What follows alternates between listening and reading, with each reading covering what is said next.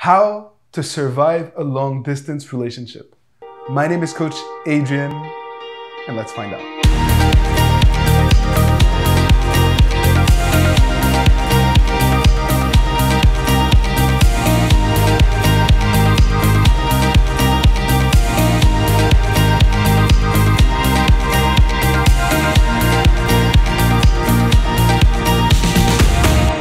Communication when in a long distance relationship can be a tricky proposition. You miss your significant other. You want to be part of their lives. You want to know what they're up to. And oftentimes you don't know where to draw the line. And so I'm often asked with clients who are in long distance relationship, what are the ground rules? What should they do? How should they act? And the truth is that it's different for everyone.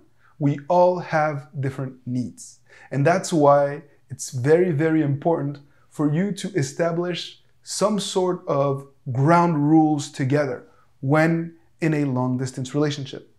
Obviously, you don't need to sign a contract and you don't need to go into the nitty-gritty details of how your relationship is going to play out. But it's important for you guys to convey to each other what your needs are, what your expectations are, what are your pet peeves, and just basically to give the basic necessities and outlines for your partner and for you to be able to fill each other's love tanks along the way. The biggest mistake that I see in long distance couples is being overwhelming.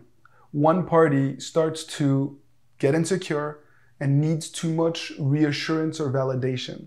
And they're so consumed by their significant other's life, they're so consumed by the distance and having to stay connected, that they become needy and they forget to live their own life. A long distance relationship can be a tremendous blessing. It can enable you guys to both move forward on your paths, on your journey, and to avoid a lot of the pitfalls that other couples have to deal with when living together or when seeing each other on a regular basis. So please see it as an opportunity and not as a burden that must be overcome at all costs.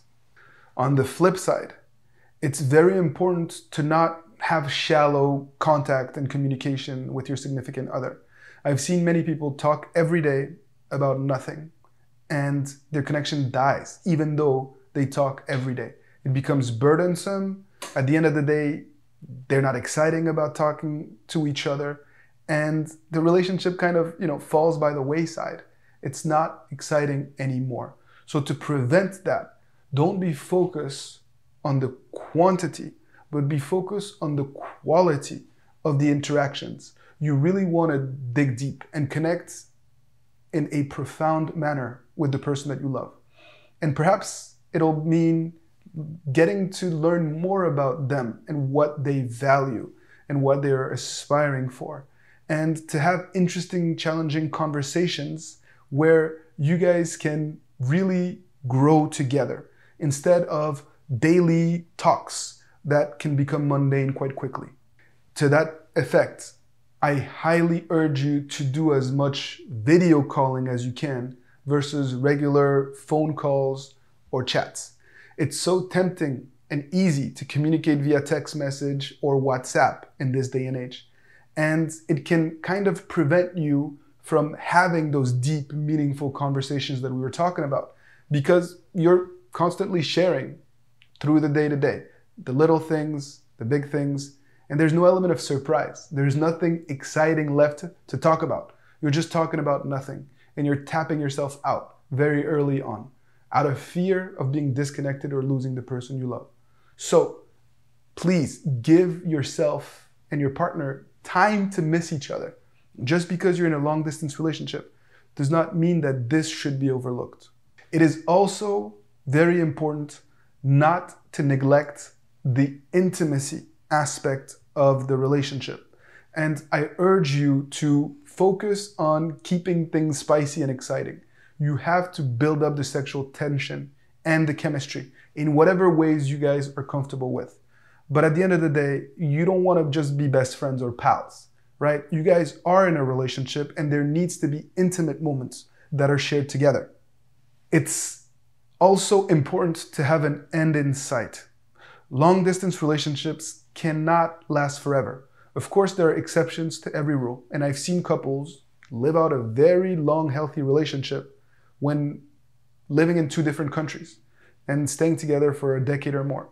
But that is an exception, not the rule.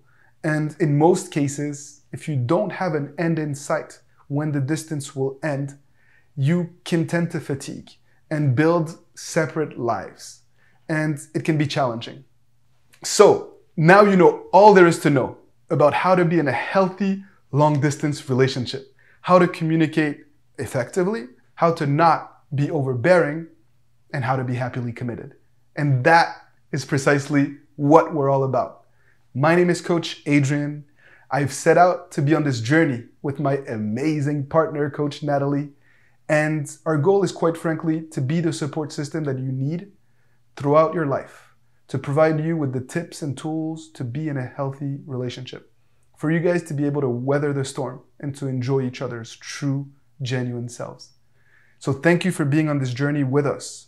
And if you are not yet on this journey, if this is the first video that you see, subscribe to our channel, join the Happily Committed movement, and continue to discover tips and ways to be fulfilled in your relationship.